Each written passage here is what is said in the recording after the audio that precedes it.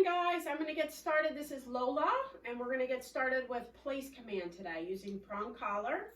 So I'm going to be gently applying some leash guidance as I guide her up, then relieving the pressure. I'm going to be rewarding her with some of her food. She's working for her breakfast. And then I'm also going to be teaching her not to step off of it. So the first step is to get her to understand when I say place, it means step up onto this cot.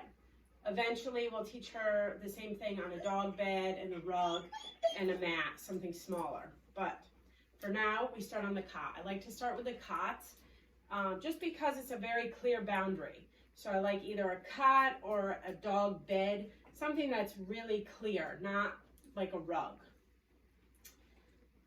Place. Good. As soon as all four paws are up, say good, and then you can feed.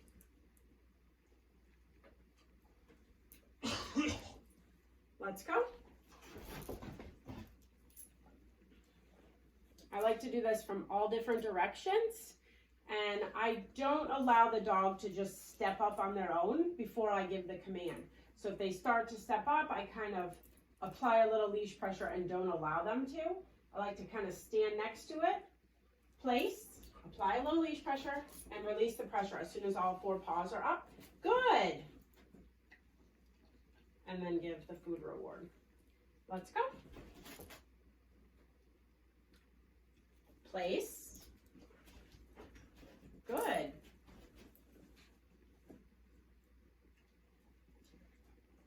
I also kind of, in the beginning, I keep my body even with the dog. So as we step forward, we both step forward together, and then I stop where I want the dog to stop. Let's go. So again, not letting them step up until I give the command. Place. Good.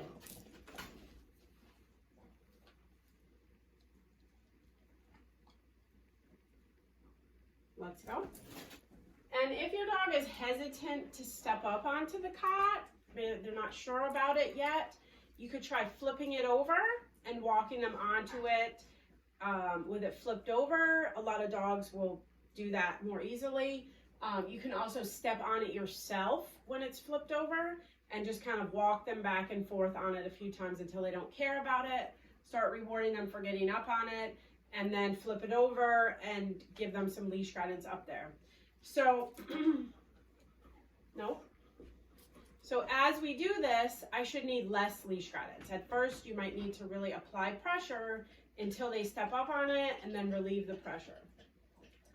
Place. Almost no leash pressure. Good.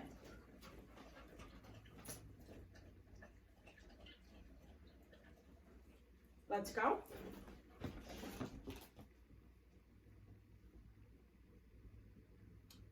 Place. Good.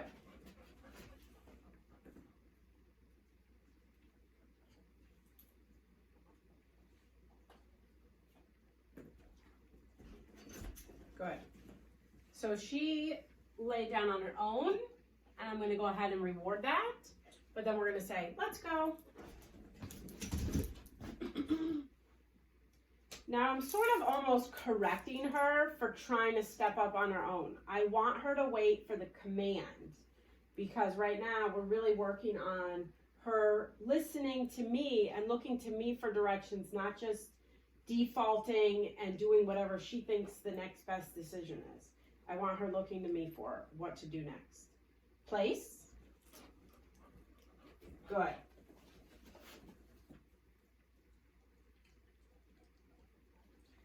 Lola is not a super jazzed up dog. If she was really worked up and hyper, I might not use the food. I might just guide her up, say good, and kind of walk her through things to give her some clarity. But she's pretty clear-headed, so the food reward is good in this case. Let's go. So if she decides to wait for the command and doesn't step up on her own, I can go ahead and reward that because I want her waiting for my command. Place. Good.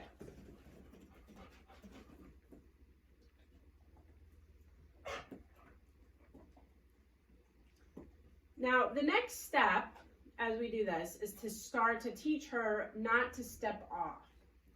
So what I'm going to do is just take a slight step forward, and if she goes with me, I'm going to apply a little leash pressure so she gets back up on it, and repeat place. So she knows when I go forward, that doesn't mean you go forward.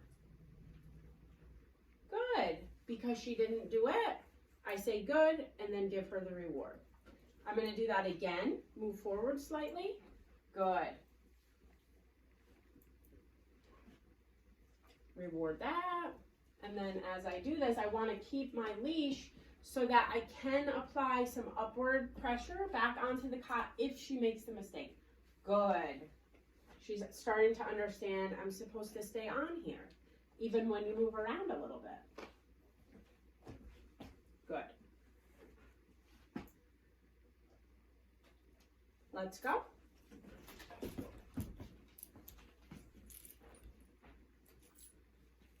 So she waited for me. Good. She's waiting for the command and looking to me for direction. Place. Good.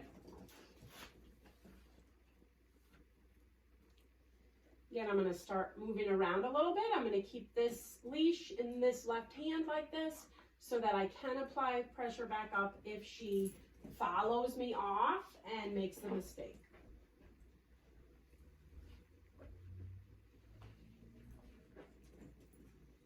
Good. Now I can start walking all the way around her. Again, keeping this leash so I can gently apply pressure back up if needed. Now we're not at the point of giving a leash pop for stepping off yet. At this point, it would just be pressure and helping her back on there. Good. She's getting it. Let's go. Let's go. Good girl. Good.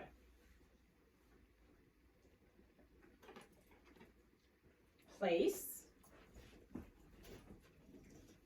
And I'm going to step forward, step around, see if I can get her to make a mistake. We actually want the dogs to make a mistake because we want to be able to place. Good. We want to be able to teach them when they make a mistake so they know what they're not supposed to do. And then guide them back up and remind them what they are supposed to be doing. Good. Let's go. Place. I'm walking beyond her now, right out of the gate. So as soon as I'm giving the command, I'm walking right past. Where before I was stopping even with her when we first started, now I'm going beyond. Good. Let's go. So right now, as we walk up, she gets all four paws on. I'm delaying saying good a little bit now. So I start to delay that verbal marker until I see that she's not stepping off with me. She's not stepping forward and making the mistake. Sometimes if you're not really clear on when you give that good marker, you'll say good, but the dog is like stepping off at the same time, and you don't want to make that mistake because it's not clear to the dog if they're doing what they should be or not. So as we step up, now I'm waiting until she gets more to the end of the cot and makes the decision not to step off. And that's what I'm saying good for, is like, good, you're waiting there and you're not just walking on past. Let's go. Place. Good. Now, she has not learned down yet with me. I'm not sure if she knows it at home or not, but I haven't showed her down yet, and now would not be a good time for me to start putting her into the down, because then we're not working on her not stepping off the boundary. So for today, the only two goals, good. So even if she does lay down, I will reward that, but I'm not going to ask her for it. Today's main goals are, one, that she understands when I say place, to step up on it with all four paws. And then to now stay there, don't step off place. So those two basic things are what we're working on today. And I'm also teaching her that when I say let's go, it means step off with me. Let's go. Let's go. Come on, let's go. Good job. Place. Good. Now, I can see she's getting tired. She's starting to offer lying down on her own. Good. I will reward that. And it's important to know you should only work for like 10 minutes, 15 minutes, and then you should stop for a little while.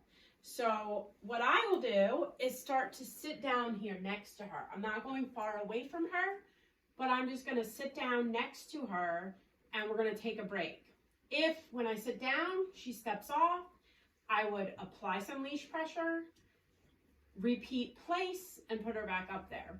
If she continues doing it over and over, I'll start to introduce the word no, leash pressure back up, place.